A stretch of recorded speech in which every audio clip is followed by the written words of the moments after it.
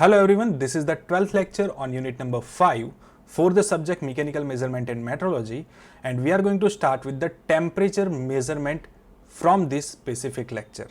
And in this lecture we are going to start the basics of the temperature measurement, where we are going to understand what is exactly a temperature. Then we will understand why we need to measure the temperature, how to measure the temperature, and lastly we are going to understand the various temperature standard scales. There are total 5 scales available which we are going to identify, and lastly we will be talking about the classification of various kind of temperature measuring instruments. So let us start with the very basic question. What is exactly a temperature? The temperature of any substance represents the thermal state of that particular substance. So we can say that the temperature will show whether the substance is hot or cold. That means hotness or coldness of the substance will be represented. In other words, the temperature is the measure of heat, and it acts as the driving force, or we can say potential, for the transfer of the heat. So if there will be a temperature difference, a heat transfer can take place. When we talk about the kinetic theory, on the basis of kinetic theory, we can say that the temperature of the system is the measure of mean kinetic energy of molecules of a substance. So these are the various definitions of the temperature. Now the question arises, why the temperature measurement is necessary? The temperature is most probably one of the most widely measured and frequently controlled variables in the industrial processing of most of the types. The reason is that all the properties of the matter, such as size, color, electrical and the magnetic characteristics, and the physical states like solid, liquid, gases, all are changes whenever the temperature gets changed. So physical properties as well as the chemical properties are also changed, or we can say governed by the change of the temperature, and that is the major reason why we need to control the temperature. Even when we talk about the life on the earth, it is also affected by the temperature. Okay, and that is the major reason why we need to control the temperature, why we need to measure the temperature. Okay, now as we understood why we need to measure the temperature, we need to understand how to measure it. Whenever we talk about the temperature, the basic definition of the temperature is given by the zeroth law of the thermodynamics, which says that if the two thermodynamic systems are in thermal equilibrium with the third one, then they are in thermal equilibrium with each other. But this is the definition of the temperature. But when we want to measure the temperature, we are not going to connect those two systems directly. We cannot directly measure the temperature. Okay, so that is the reason why we need to measure the temperature indirectly. So basically, we are not going to measure the temperature directly, we are going to measure it indirectly. How indirectly? Whenever the temperature changes, it causes the variety of effects in the substance. The effect may be physical, yani ki change in the dimension, change in the color. They may be chemical, or they may be electrical. That means they may create some EMF, they may create some potential difference, or they may be optical, they may change the color. So such kind of effect will be calibrated in terms of the temperature. Okay, and when we talk about this kind of effect, let us say the characteristic of the temperature measurements can be categorized into total 4 basic parts. Okay, so the temperature measurement can be done by the measurement of the change in the dimension, like expansion and the contraction of the material due to change in the temperature. The second characteristic can be used for the measurement is the change in the electrical resistance of the metal and the semiconductor with respect to the temperature change. The third characteristic that we can use for the temperature measurement can be the thermoelectric EMF that is produced due to the temperature difference at the two different junctions of the metals. And last one is the change in the intensity of the color of the radiation emitted by the hot body with respect to the change in the temperature, like infrared thermometer that we are seeing nowadays. Okay, so this is based on this last topic. Okay, so these are the various options how we can measure the temperature. But before measuring the temperature, we need to understand the various kind of scales that we are using, यानी कि various kind of temperature units that we are using. So total 5 types of various scales we are using, but basically what they represents. The temperature scales basically represents the temperature in the quantity. They will give us some of the values to the temperature. And for that, we need at least 2 reference points which are known as the datum points. Okay, they should be constant in nature so that we can create or we can reproduce those datums once again whenever we are required. Okay, so these are the basics of the temperature scale. In the nature, we are accepting total 5 various kind of temperature scales which are actually standard ones. The 5 are the Fahrenheit, second is the centigrade, the third one is Kelvin, fourth one is Rankine, and last one is the Reaumur scale. So let us understand all of them one by one. Very first one is the Fahrenheit scale. Now the Fahrenheit scale is based on the fact that melting of ice and the boiling of water occurs at certain fixed temperature at the standard atmospheric pressure. Now what is done over here, the freezing point of the water is taken as the 32 degree Fahrenheit. The boiling of point of the water is taken as the 212 degree Fahrenheit, and between these 2 points total 180 divisions are made. This is how the Fahrenheit scale is created. The second scale is the centigrade scale.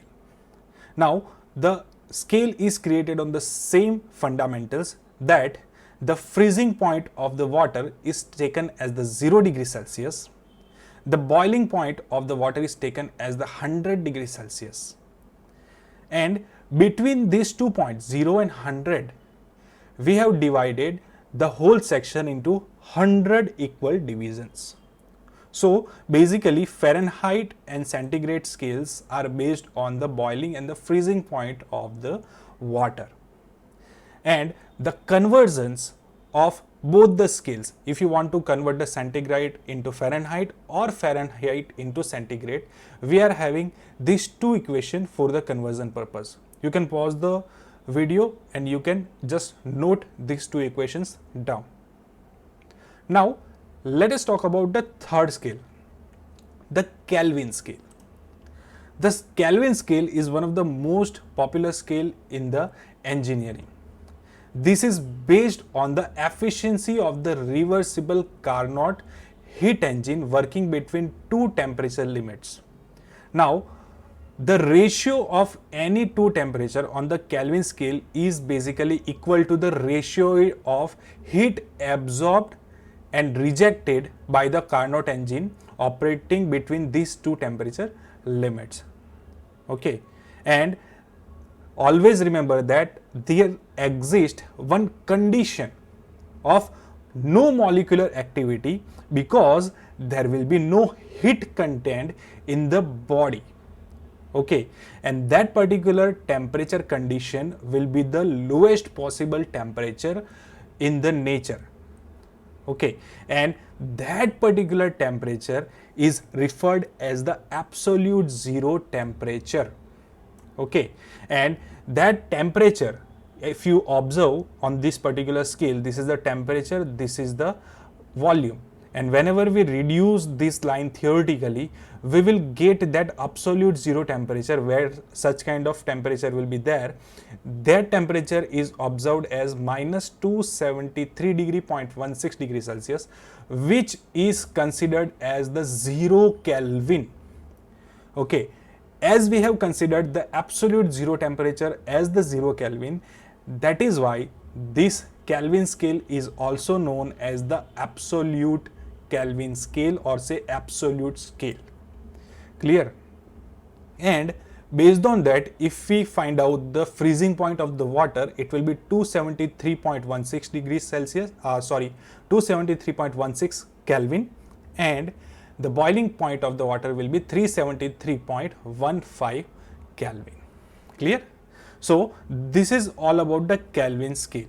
And if you want to convert the Kelvin scale into Celsius scale, we obviously know that if we add 273.16 in the degree Celsius scale, we are going to get the Kelvin scale.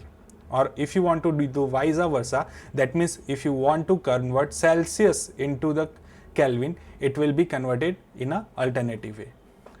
Now let us talk about the next scale, which is known as the Rankine scale. Now, as the Kelvin scale is available for the degree Celsius, we are having the Rankine scale for the Fahrenheit. So Rankine scale is also known as the Fahrenheit absolute scale. Now in this particular scale, the ice point, or we can say freezing point of the water, is considered as the 491 degrees Celsius or say degree Rankine, and boiling point of the water is considered as 671 degree Rankine. And the conversion of the Rankine to Fahrenheit or Fahrenheit to Rankine will be as follows.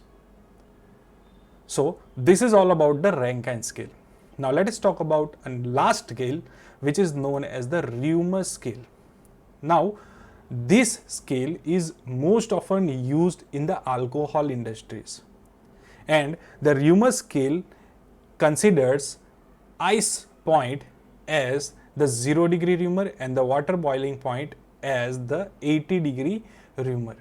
So this is all about the Reaumur scale. So these are the comparisons of all 5 scales. Now lastly, we are going to talk about the classification of the various temperature measuring instruments. Now these classifications are done on the basis of the various kind of changes that occurs in the system whenever the temperature gets changed. So very first classification is whenever the physical dimensions of the substance gets changed when the temperature changes. So based on that, we are having total 3 categories. Very first, if we consider the expansion of the solid, second, if we consider the expansion of a liquid, and third one, if we consider expansion of a gas. So in the expansion of solid category, we will be seeing the bimetallic strip or bimetallic thermometer. In the expansion of liquid category, we are having the bulb thermometers, and in the expansion of gas category, we are having the gas thermometers. Okay. Now in the next category, we are having the electrical property changes. That means whenever we change the temperature, the system will also change the resistance or voltage or EMF of the metal. Now if we can measure this EMF or voltage, we will be able to measure the temperature also. Now based on that, there are total 3 most popular instruments available. Very first is the RTD, which is the resistance temperature detector. The second are the thermistors, and the last one are the thermocouples. We are going to see them later on. The third category is whenever the temperature changes, there will be the change in the radiation intensity that is coming out from that particular metal or particular substance. Based on that, we are having total 2 type of instruments. Both are the pyrometers, both are the pyrometers. Very first one is the radiation pyrometer, and the next one is the optical pyrometer. So these were all the classifications. This is the end of this particular lecture, and in the next lecture we will be seeing the expansion thermometers. We are going to see the 3 categories of the expansion thermometers in the next lecture. Till then, keep studying. Have a good day.